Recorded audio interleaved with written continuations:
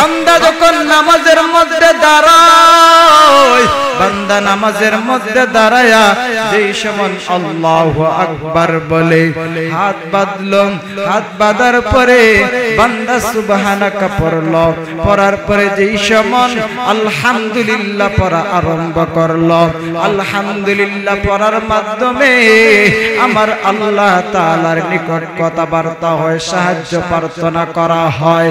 বান্দা যখন বলল আলহামদুলিল্লাহ, সমস্ত প্রশংসা মহান মালিকের, আমার আল্লাহ বলেন বান্দারে কার প্রশংসা করলা, কে সমস্ত প্রশংসার মালিক? তখন আমরা নামাজের মধ্যে বলি রব্বিল আলামিন, যিনি বিশ্ব প্রতিপালকের রব। এই কথা নামাজের মাধ্যমে আল্লাহ তাআলার সাথে কথা হয়, বান্দার সাহায্য প্রার্থনা হয়, নামাজের মাধ্যমে হয়। এখন আমরা যারা নামাজ পড়ি নাই, আল্লাহ তাআলার সাথে কথাবার্তা হয় না, সাহায্য প্রার্থনাও হয় না।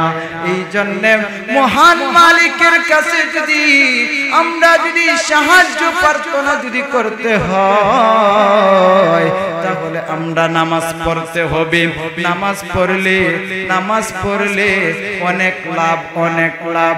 এখন আমাদের মধ্যে এমন অবস্থা হয়েছে, সব জিনিসই ঠিক আছে, সংসারের জীবনও আমরা সময় দিতে পারি, নিজের ব্যক্তিগত ক্ষেত্রেও সময় দিতে পারি, প্রতিটা ক্ষেত্রে আমাদের সময় যায়, কিন্তু একটা সময় হয় না, সেই সময়টা হলো নামাজের সময় হয় না। নামাজের সময় হয় না। নামাজ যদি আপনি পড়েন না রে যুবক ভাই, ও মুরব্বী বাবারা, ও আমার আম্মা জানেরা, নামাজ না পড়ে যদি আপনি যদি নামাজ পড়েন না, যদি বলেন যে আমি পড়ব, সময় তো আছে, কিন্তু সময়ের তো কোনো গ্যারান্টি নাই, সময়ের কোনো গ্যারান্টি নাই। হঠাৎ মৃত্যু চলে আসতে পারে আপনার আমার কাছে। মৃত্যু কখন আসবে সেটাও আমার আল্লাহ তাআলা জানায়া দেয় না, আমার আল্লাহ তাআলা জানায়া দেয় নাই। আল্লাহর হাবিব মুহাম্মাদুর রাসূলুল্লাহ সাল্লাল্লাহু আলাইহি ওয়াসাল্লাম কেও আমার আল্লাহ মৃত্যু কখন হবে সেটাও জানায়া দেয় নাই। সুতরাং আমাদেরকেও আমার আল্লাহ জানায় নাই। এখন আমরা যদি নামাজ পড়ি না, আজরাইল আলাইহিস সালাতু ওয়াস সালাম আসিয়া যদি আমাদের রূহটা নিয়ে যায় জাহান্নামের আগুন, মাবুদ সইতে পারবো না,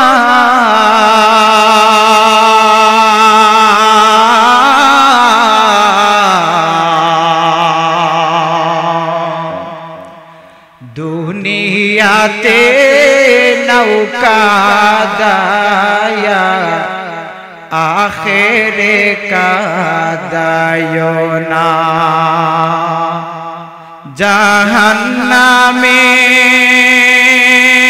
জাহান্নামের আগুন মাওলা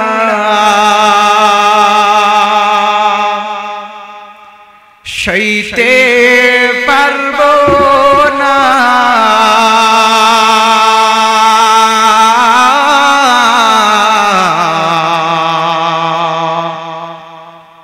দুনিয়াতে নৌকা দায়া আখেরে কাদায়ো না,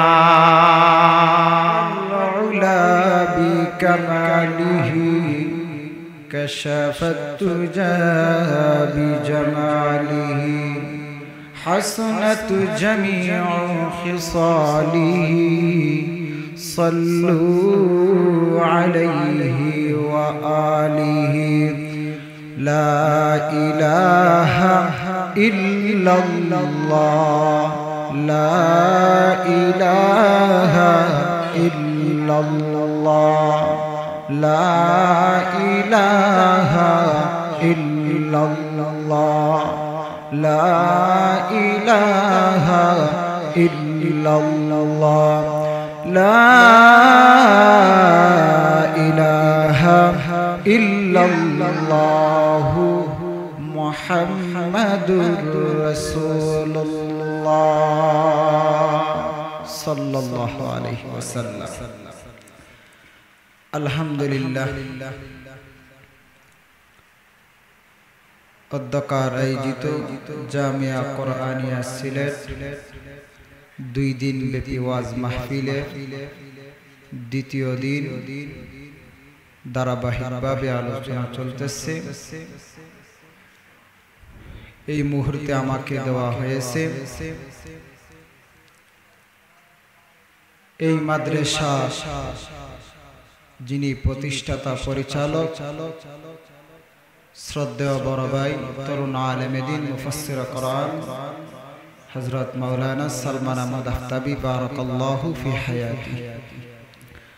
যাই হোক, আমি আপনাদের সামনে কোরআনুল কারীম থেকে ছোট্ট একখানা আয়াতে কারিমা পেশ করেছি। রাসূলুল্লাহ সাল্লাল্লাহু আলাইহি ওয়াসাল্লামের অসংখ্য অগণিত হাদিসের ভান্ডার থেকে ছোট্ট একখানা হাদিস পেশ করেছি। যদি আল্লাহ রাব্বুল আলামিন তৌফিক দান করেন তাহলে আয়াত ও হাদিসকে সামনে নিয়ে নির্ধারিত সময়ের ভিতর কিছু আলোচনার চেষ্টা করব। ওয়া মা তৌফিকি ইল্লা বিল্লাহি আলাইহি তাওয়াক্কালতু ওয়া ইলাইহি উনীব। আয়াতে কারিমার মধ্যে আল্লাহ রাব্বুল আলামিন বলেন, وَمَا خَلَقْتُ الْجِنَّ وَالْإِنسَ إِلَّا لِيَعْبُدُونِ।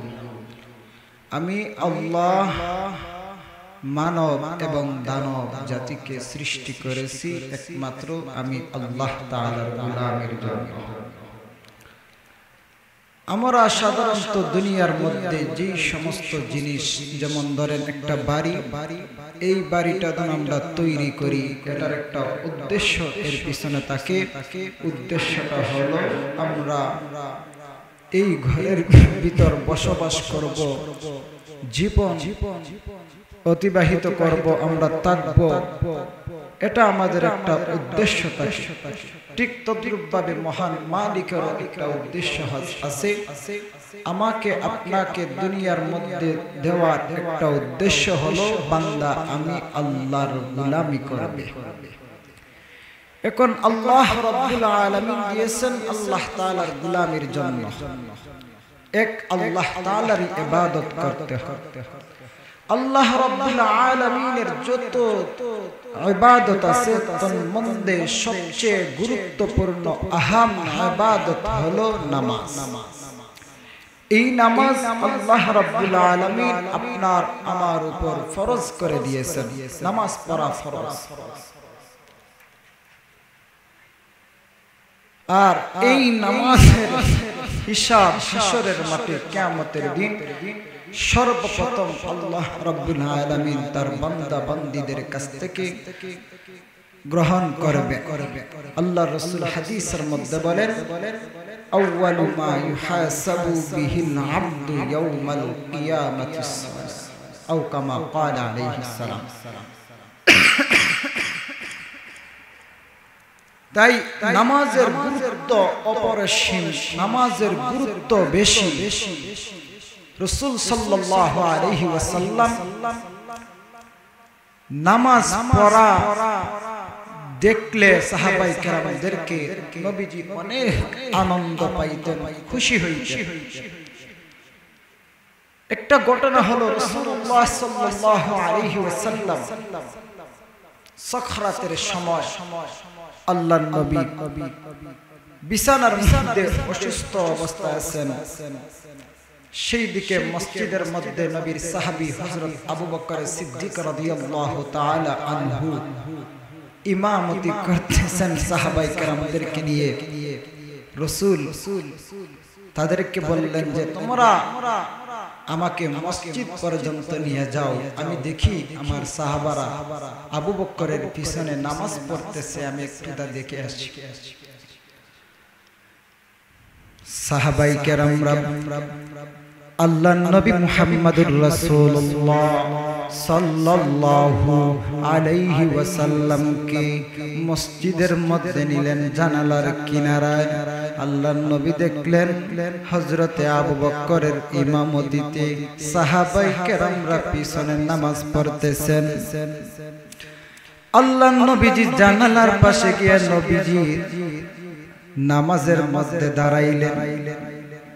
নামাজ শেষ হলো।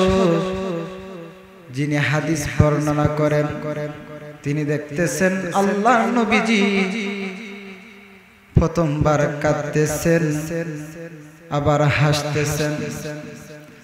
উম্মুল মুমিনিন হযরত আয়েশা সিদ্দিকা রাদিয়াল্লাহু তাআলা আনহা জিজ্ঞাসা করলেন, ইয়া রাসূলুল্লাহ, ইয়া হাবিবাল্লাহ, ওগো সরকার, আপনি দেখেন কাঁদতেছেন আবার হাসতেছেন, কারণটা কি? আল্লাহর নবী বলেন, ওরে আয়েশা, জানো আমি কেন কাঁদতেছি আবার হাসতেছি? আমি নবী এই জন্য কাঁদতেছি, আমার সাহাবারা দিলের ভিতর কষ্ট, তারা আমি নবী ইমামতি করব, তাদের দিল ইচ্ছা ছিল আমি নবী তাদের ইমামতি করব, তারা মুক্তাদি হবে। কিন্তু আমি নবী অসুস্থ হওয়ার কারণে আমি নবী ইমামতি করতে পারতেছি না। এই জন্য আমি নবী কাঁদতেছি আর হাসতেছি। কেন জানো? আমি এই জন্য হাসতেছি, আমার সাহাবী হযরত আবু বকর ইমামতিতে সাহাবারা নামাজ পড়তেছে। এই সময় যদি আমি আমার মহান মালিকের দরবারে যদি চলে যাই, আমার আল্লাহ যদি জিজ্ঞাসা করেন, ও আমার হাবিব, আপনি দুনিয়া থেকে আসলেন, আপনার সাহাবাদেরকে কি অবস্থায় দেখে আসলেন? সেই সময় আমি নবী বলবো, আমি দেখে আসছি আমার সাহাবী হযরত আবু বকরের ইমামতিতে অনেক সাহাবারা আপনার কদমে সিজদার মধ্যে পড়ে আছেন। আমি আল্লাহ তাআলার নিকট এই কথা বলবো, এই জন্য আমি নবী হাসতেছি। সুবহানাল্লাহ। তাহলে বুঝতে পারলাম নবী সাল্লাল্লাহু আলাইহি ওয়া আলিহি ওয়াসাল্লাম নবীজি নামাজ পড়া দেখলে নবী খুশি হইতেন। নামাজের গুরুত্বটা অনেক বেশি। এই জন্য আমরা আল্লাহ তাআলার হুকুম নামাজ পড়তাম। আমার আল্লাহ তাআলা কুরআনুল কারীমের অন্য জায়গায় জানায়া দেন, ইয়া আইয়ুহাল্লাযীনা আমানুস্তাঈনু বিসসাবরি ওয়াসসালাহ। আমার আল্লাহ বলেন, হে মুমিনগণ, ইস্তাঈনু, তোমরা সাহায্য প্রার্থনা করো, বিসসাবরি ওয়াসসালাহ, ধৈর্য এবং নামাজের মাধ্যমে আমার মহান মালিকের সাহায্য প্রার্থনা করো। বান্দা যখন নামাজের মধ্যে দাঁড়ায়, বান্দা নামাজের মধ্যে দাঁড়ায়া যেই সময় আল্লাহু আকবার বলে, হাত বাঁধলো, হাত বাঁধার পরে বান্দা সুবহানাকা পড়লো, পড়ার পরে যেই সময় আলহামদুলিল্লাহ পড়া আরম্ভ করলো, আলহামদুলিল্লাহ পড়ার মাধ্যমে আমার আল্লাহ তাআলার নিকট কথাবার্তা হয়, সাহায্য প্রার্থনা করা হয়। বান্দা যখন বলল আলহামদুলিল্লাহ, সমস্ত প্রশংসা মহান মালিকের। আমার আল্লাহ বলেন, বান্দারে, কার প্রশংসা করলা? কে সমস্ত প্রশংসার মালিক? তখন আমরা নামাজের মধ্যে বলি রব্বিল আলামিন, যিনি বিশ্ব প্রতিপালকের রব। এই কথা নামাজের মাধ্যমে আল্লাহ তাআলার সাথে কথা হয়, বান্দার সাহায্য প্রার্থনা হয়, নামাজের মাধ্যমে হয়। এখন আমরা যারা নামাজ পড়ি নাই, আল্লাহ তাআলার সাথে কথাবার্তা হয় না, সাহায্য প্রার্থনাও হয় না। এই জন্য মহান মালিকের কাছে যদি আমরা সাহায্য প্রার্থনা করতে হয়, তাহলে আমরা নামাজ পড়তে হবে। নামাজ পড়লে অনেক লাভ, অনেক লাভ। এখন আমাদের মধ্যে এমন অবস্থা হয়েছে, সব জিনিসই ঠিক আছে, সংসারের জীবনও আমরা সময় দিতে পারি, নিজের ব্যক্তিগত ক্ষেত্রেও সময় দিতে পারি, প্রতিটা ক্ষেত্রে আমাদের সময় যায়, কিন্তু একটা সময় হয় না, সেই সময়টা হলো নামাজের সময় হয় না। নামাজের সময় হয় না। নামাজ যদি আপনি পড়েন না রে যুবক ভাই, ও মুরব্বী বাবারা, ও আমার আম্মা জানেরা, নামাজ না পড়ে যদি নামাজ পড়েন না, যদি বলেন যে আমি পড়ব, সময় তো আছে, কিন্তু সময়ের তো কোনো গ্যারান্টি নাই, সময়ের কোনো গ্যারান্টি নাই। হঠাৎ মৃত্যু চলে আসতে পারে আপনার আমার কাছে। মৃত্যু কখন আসবে সেটাও আমার আল্লাহ তাআলা জানায়া দেয় না, আমার আল্লাহ তাআলা জানায়া দেয় নাই। আল্লাহর হাবিব মুহাম্মাদুর রাসূলুল্লাহ সাল্লাল্লাহু আলাইহি ওয়াসাল্লাম কেও আমার আল্লাহ মৃত্যু কখন হবে সেটাও জানায়া দেয় নাই। সুতরাং আমাদেরকেও আমার আল্লাহ জানায় না। এখন আমরা যদি নামাজ পড়ি না, আজরাইল আলাইহিস সালাতু ওয়াস সালাম আসিয়া যদি আমাদের রূহটা নিয়ে যায়, তাহলে আমাদের কি অবস্থা হবে, কি অবস্থা হবে? আমরা কি জবাব দিব মহান মালিকের নিকট? কবরের আযাব আমরা কেমনে সহ্য করব? কবর থেকে আমরা কেমন ভাবে রেহাই পাইব? কবরের ভিতর যাইতে হলে আমল নিয়ে যেতে হবে। আমল ছাড়া কবর আপনাকে চিনবে না, আমল ছাড়া কবর আপনাকে কোনোভাবেই চিনবে না। নবীর কন্যা, দুলালী কন্যা, আদরের মেয়ে হযরতে ফাতেমাতুজ যোহরা রাদিয়াল্লাহু তাআলা আনহা যখন ইন্তেকাল করলেন, এক সাহাবী কবরের মধ্যে গিয়া কবর খনন করলেন। কবর খনন করার পরে এবার কবরকে সম্বোধন করে ডাক দিয়া বললেন, এরে কবর, জানোস নি তোর ভিতর কাকে রাখা হবে? জানোস নি কাকে রাখা হবে? এমন একজন নারীকে রাখা হবে যিনি হলেন সরকারে দু আলম, রাহমাতুল লিল আলামিন, যাকে না বানাইলে আমার আল্লাহ এই আসমান বানাইতেন না, জমিন বানাইতেন না। এই নবীর মেয়েকে তোর ভিতর রাখা হবে। এরে কবর, জানোস নি তোর ভিতরে কাকে রাখা হবে? জান্নাতের পুরুষদের সর্দার হাসান আর হুসাইনের মাকে রাখা হবে। এরে কবর, খবরদার তার সাথে ভালো ব্যবহার করিস, মন্দ ব্যবহার করিস না, খারাপ ব্যবহার করিস না। এমন সময় কবর আমার আল্লাহর কাছে বলে, ও দয়ার মালিক, আপনি আমার জবানটা খুলে দেন, আমি তার প্রশ্নের জবাবটা দিয়ে দেই। তখন কবরের জবান আমার আল্লাহ খুলে দিলেন।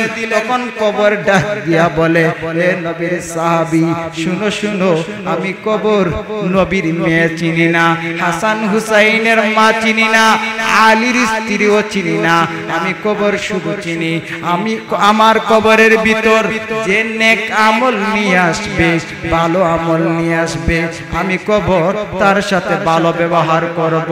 যে খারাপ আমল নিয়ে আসবে, বদকার হয়ে আসবে, আমি কবর তার সাথে খারাপ ব্যবহার করব। সুতরাং নবীর মেয়ে হওয়ার পরেও কবর কাউকেও চিনে না।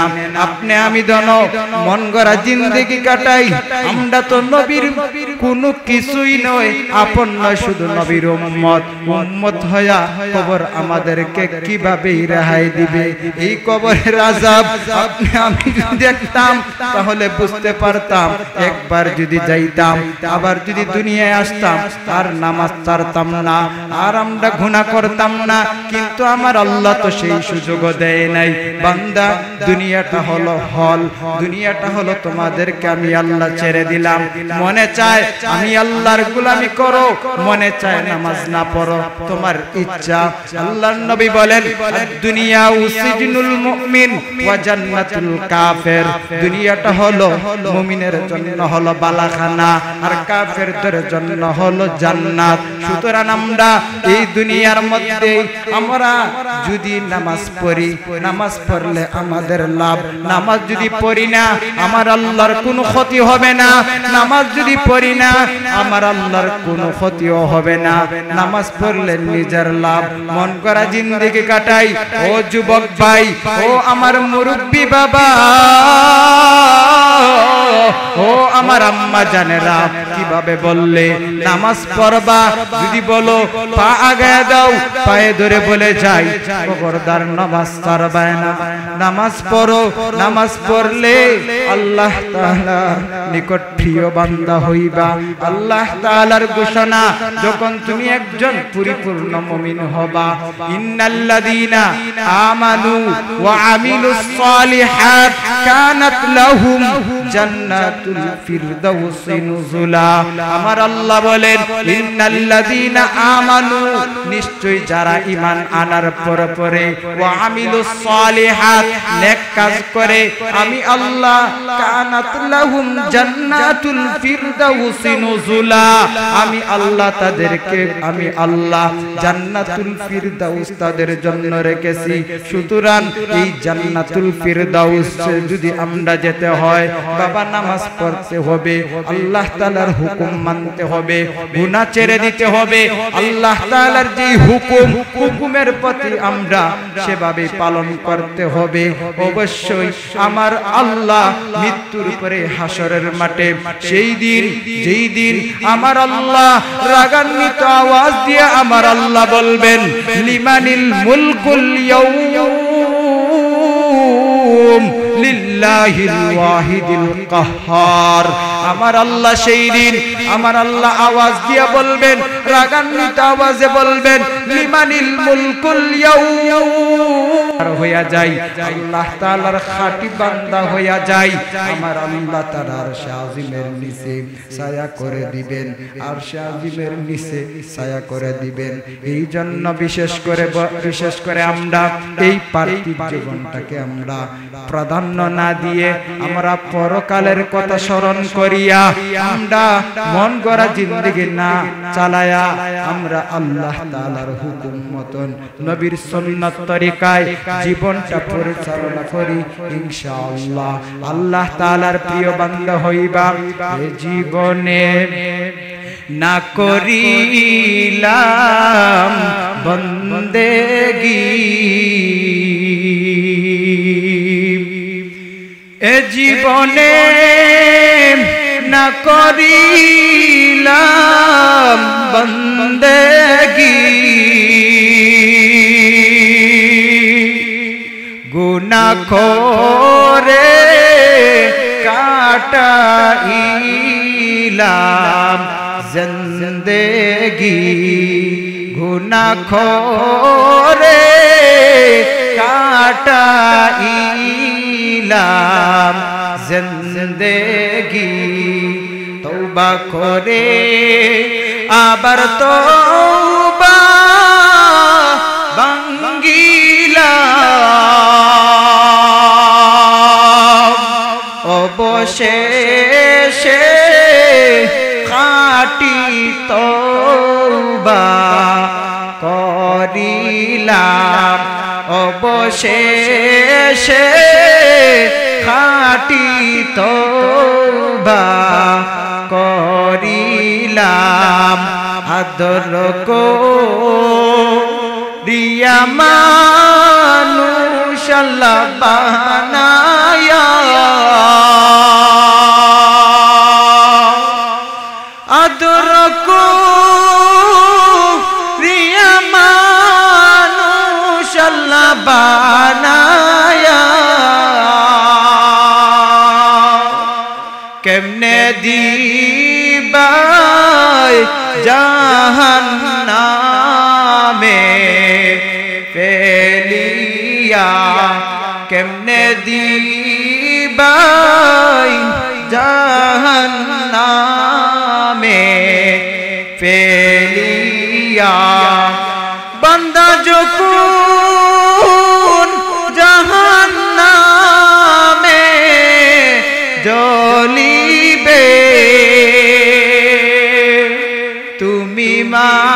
মাবুদ কেমনে সহ্য করিবে তুমি মাওলা কেমনে সহ্য করিবে এই জন্য মহান মালিকের দরবারে আমরা বেশি বেশি করে আমরা নামাজ পড়ব নামাজ পড়ে আল্লাহ তাআলার কাছে চাইব আল্লাহ তাআলার নিকট আমরা দোয়া করব আমাদের পিছনের অতীতে যেই সমস্ত নামাজ ছেড়ে দিয়েছি ইচ্ছাকৃতভাবে আল্লাহর নবী হাদিসের মধ্যে বলেন যে ব্যক্তি ইচ্ছাকৃতভাবে নামাজ ছেড়ে দেয় ধীরে ধীরে সে কুফরির মধ্যে লিপ্ত হয়ে যায় ধীরে ধীরে কুফরির মধ্যে লিপ্ত হয়ে যায় এই জন্য আমরা নামাজ ছাড়ব না নামাজ পড়ব আমরা নামাজ পড়লে অনেক লাভ হাদিসের মধ্যে রাসূলুল্লাহ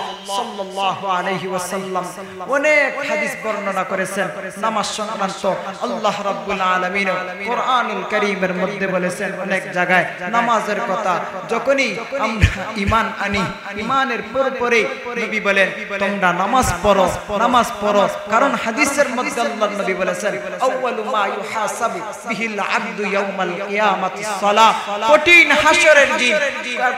হাসরের দিন কিয়ামতের মাঠে আল্লাহ রাব্বুল আলামিন যখন বান্দা বান্দীদের কাছ থেকে যেই হিসাবটা চাইবেন সেই হিসাবটা হলো নামাজ নামাজের হিসাবটা আল্লাহ তাআলা প্রথমেই চাইবেন এইজন্য আমরা নামাজ পড়তাম নামাজের প্রতি গুরুত্ব হইতাম আমরা দুনিয়ার কাজ করতে পারবো নামাজ আর কত সময় লাগে 5 ওয়াক্ত নামাজ পড়তে কতটুকু সময় লাগবে আমরা কতটুকু সময় কি মহান মালিককে দিতে পারি না আর এই মহান মালিককে যদি আমরা এইটুকু সময় না দিতে পারি তাহলে আল্লাহ তাআলা যেন সৃষ্টি করেছেন আল্লাহর যে লক্ষ্য উদ্দেশ্য সেই লক্ষ্য উদ্দেশ্য হলো মহান মালিকের গোলামি করা তাহলে নামাজ তো হলো প্রথম নামাজ তো হলো সর্বশ্রেষ্ঠ আমল এই জন্য নামাজ পড়তাম আর যদি নামাজ না পড়ি বাবা তাহলে কেমনে হাসরের মাঠে যখন আল্লাহ তাআলা জিজ্ঞাসা করবেন পারবো না জাহান্নামে আল্লাহ তাআলা দিবেন জাহান্নামে আগুন আমরা কেমনে সহ্য করব সাধারণ দুনিয়ার গরম আমরা সহ্য করতে পারি না অনেক আমরা ঠান্ডা এসি অনেকগুলো আমরা ব্যবহার করে থাকি কিন্তু জাহান্নামের মধ্যে তো কোনো ঠান্ডার ব্যবস্থা নাই এই জন্য জাহান্নামের আগুন সহ্য করা আমাদের জন্য সম্ভব নয় জাহান্নামের আগুন মাবুদ সইতে পারবো না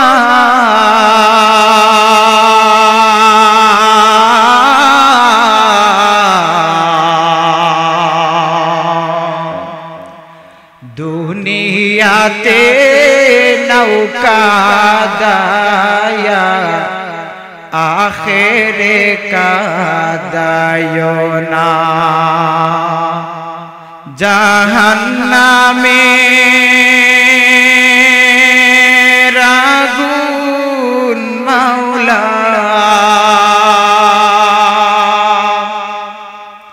সইতে পারবো না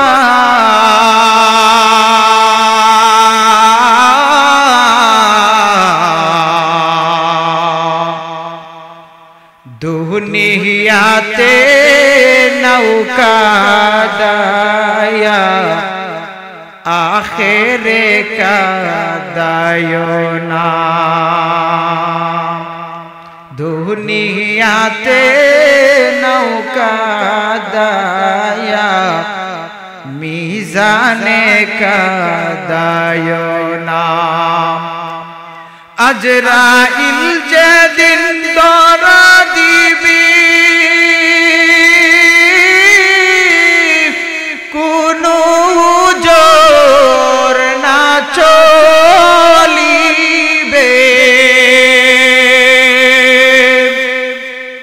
আজরাইল যেদিন ধরা দিবি কোনো কথা না চলিবে প্রাণ পাখি উড়ে যাবে প্রাণ পাখি উড়ে যাবে রাখতে পারবা না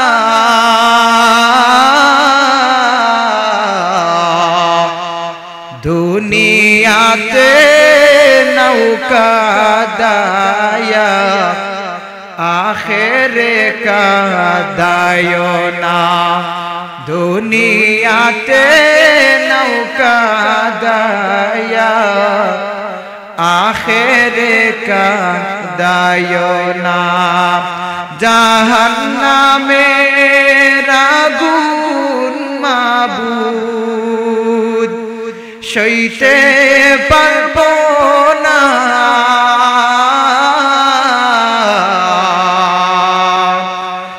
দুনিয়াতে নৌকা দায়া আখেরে কাদায়ো না